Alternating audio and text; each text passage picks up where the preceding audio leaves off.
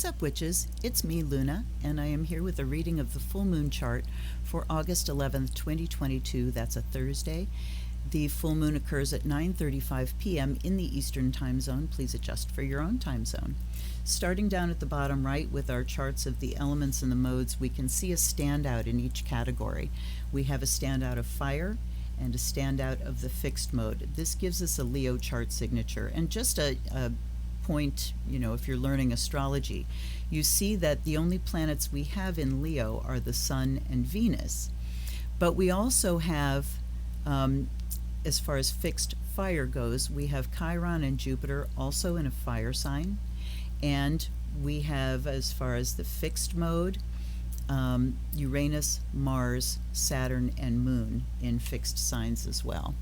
Let's notice in the modes that cardinal is very, very low. This is not going to be a time to kick off new projects, to blaze new territory.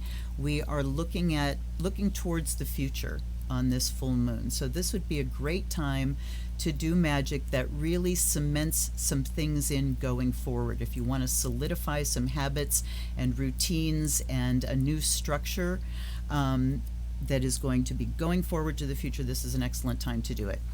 So we have Sun in Leo opposing Moon in Aquarius. Moon in Aquarius makes it easy for us to detach from emotions and intellectualize them. Sometimes that's a good thing, sometimes it's not.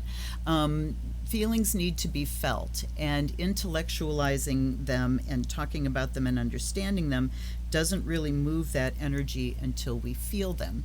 The Moon in Aquarius also makes for kind of emotional upheavals.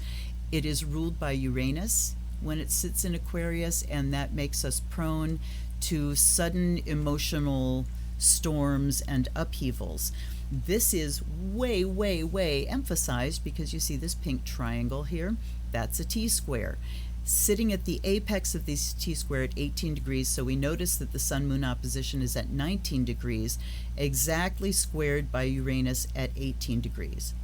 So Uranus not only rules that moon, it squares that moon. This is going to make us very prone to these emotional upsets, to just flaring up and dealing with a lot of hectic energy. I look at Aquarius and Uranus as having things to do with the nervous system, although Mercury classically rules the nervous system. To me, Uranus rules those synapses firing and that electrical activity, and particularly upheavals and kind of glitches in that activity. So we are very volatile emotionally, and when we put the Sun square to Uranus, it makes us really rebellious. Uranus is about individualism and eccentricity and rebelliousness. It's what really makes you stand out from everyone else. And when it squares the Sun, we are hell-bent on standing out from the crowd, on being an individual, on rebelling against the status quo, and it can cause upheavals as well. We want to be very individualized in our expression. The Moon in Aquarius is going to really enable that rebelliousness. So if we look at the positive uses of this energy, it's a fixed T-square, so again, it's future oriented. It doesn't move easily. We do have a fair amount of mutable energy, so we can adapt, but fixity is way out front. So look at your own personal expression. What makes you feel secure about that personal expression? How secure are you in your own identity? How do you need to update these things? How do you differentiate yourself from the status quo? That's what is in high focus on this full moon. So I think as far as change goes, deeply personal change, this is a very good setup. It's going to be intense. You're going to feel it. It's going to be really, really hectic. Fortunately, Mars has moved on from that Uranus North Node conjunction, so we're feeling relief from the intensity of that energy. But this T-square is going to kind of bring it back, that intensity, that hectic type of energy.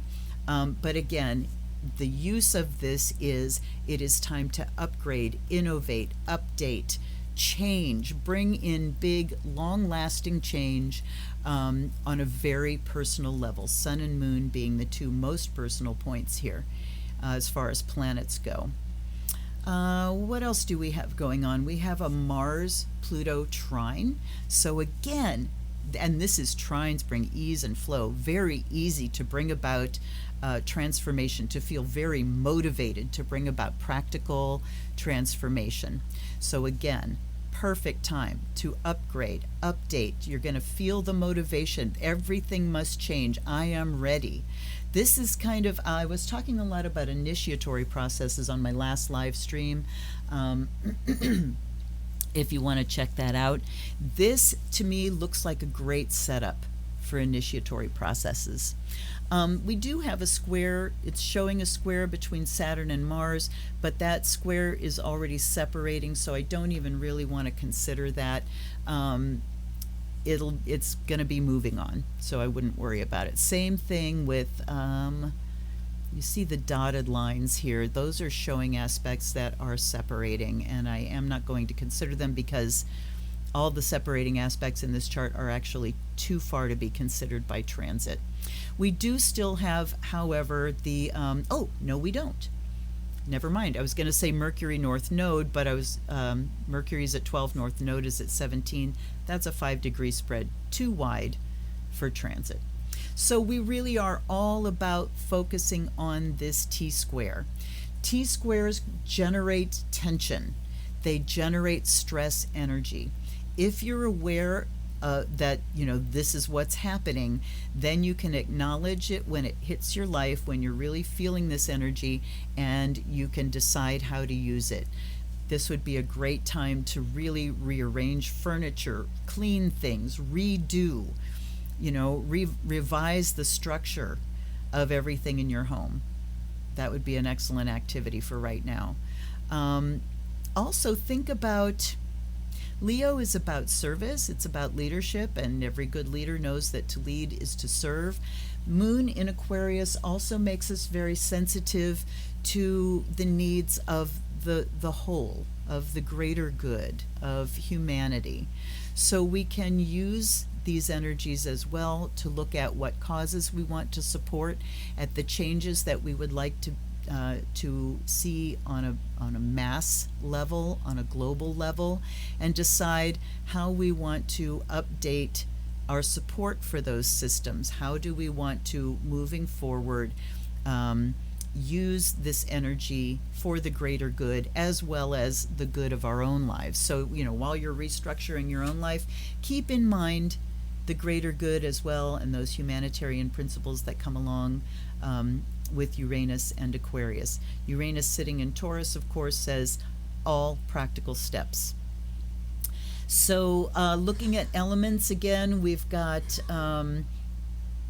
we don't really have a huge lack, but in the modes, cardinal is pretty low, so this isn't really a good time to initiate. I would say it's a good time to bring things to completion and just make the long-term plan for the future. Yeah, I think the things that you're already working on, that you started working on the Leo new moon, this is time to really supercharge all of that and let that Uranian lightning strike your life in terms of awareness, in terms of being aware of your emotional state, in terms of being aware of your self-expression and how you use that self-expression as an example to other people, which brings in that Leo leadership stuff. All right, you guys, that's all I have to say. It's nice when there's just one big focal point in a chart. Please let me know what you think down below. If you have some more insights that I did not catch, I appreciate the conversation always. I will see you next on an unboxing or on a live stream Wednesday night. Until then, this is Luna. Blessed be.